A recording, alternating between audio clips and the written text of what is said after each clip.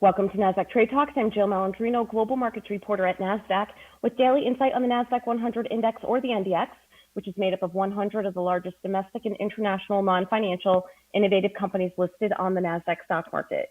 The NDX has been the barometer for U.S. large-cap growth and also one of the best-performing indexes over the last decade and a half, not to mention one of the most liquid index ecosystems in the world.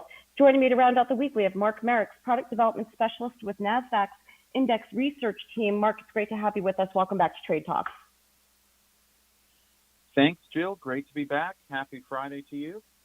Yes, happy Friday for sure. And while the Nasdaq-100 underperformed a bit this week, if we take a look at your first chart here, we can see versus the market benchmarks on a year-to-date basis, it tells a little bit different of a story.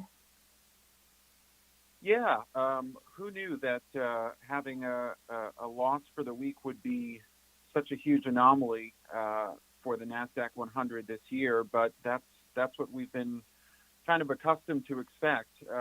As you can see in this chart of year-to-date performance, where we're comparing to the SPX, obviously the S&P 500, as well as the Nasdaq Composite, the Russell 2000, a small cap index, and also something called the NXTQ, the Nasdaq Q50, which is sort of the next 50 largest names listed on the Nasdaq after the Nasdaq-100.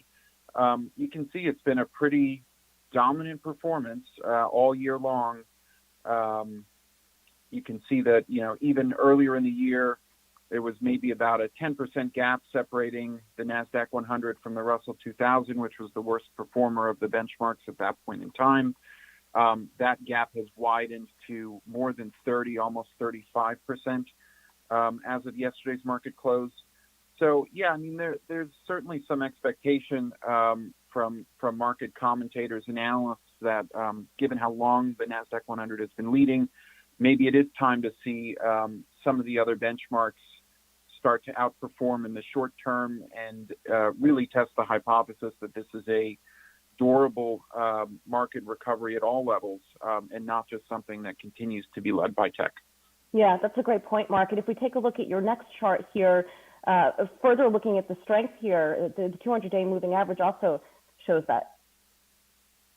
Yeah, so I think it was a little over a month ago in June, we had that one pretty sharp down day. I think it was a Thursday. Most of the benchmarks were down 5 or 6%. And at the time, we looked at the 20-day moving average and kind of observed that, going back 10, 20 years, it was one of the longest streaks we've seen where the Nasdaq-100 was above its 20-day moving average. So really, really strong momentum at that point in time. That quick one-day correction sort of brought us right back to the 20-day moving average by the end of the day. And we've been, sort of slowly continuing to grind upward. On a 200-day moving average perspective, it's obviously a longer-term measure.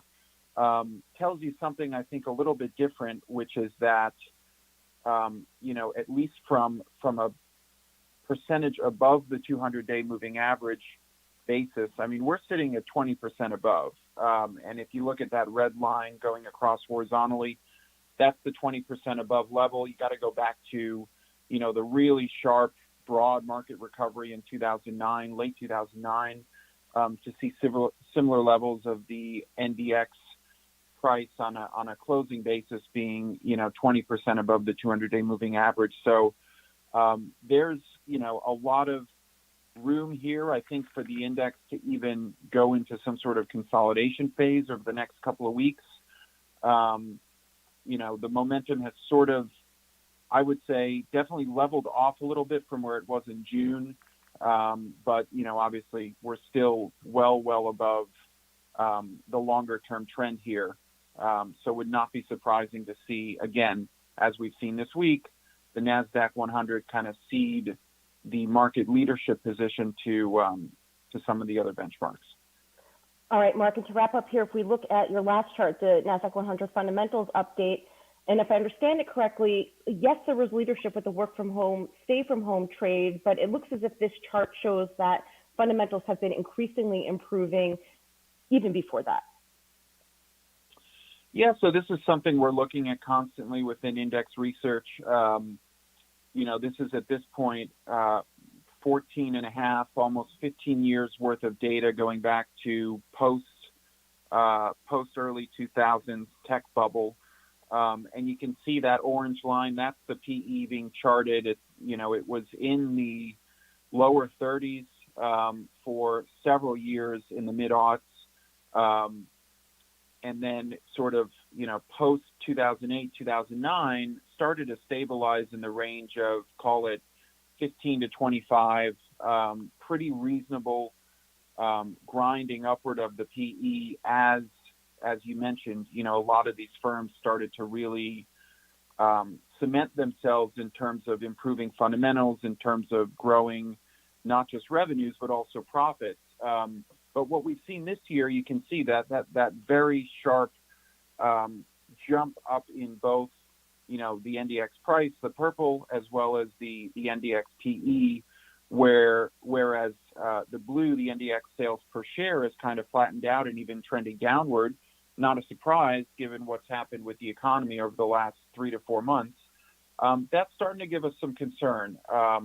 Anytime the PE shoots up from 25 to well over 30, like it has in the last few months, that means, I think we're waiting for fundamentals to improve next year and sort of justify the valuations this year. And that's an open question, I think, and that's going to be something that I think you'll see the index as a whole have to kind of test repeatedly over the coming months to figure out, are valuations today accurately capturing the rebound in the economy that is going to continue over the next year, or have things truly gotten a little bit ahead of themselves, and then that price and therefore the ratio need to kind of come back down to a more reasonable level, kind of between that 20 and 30 range.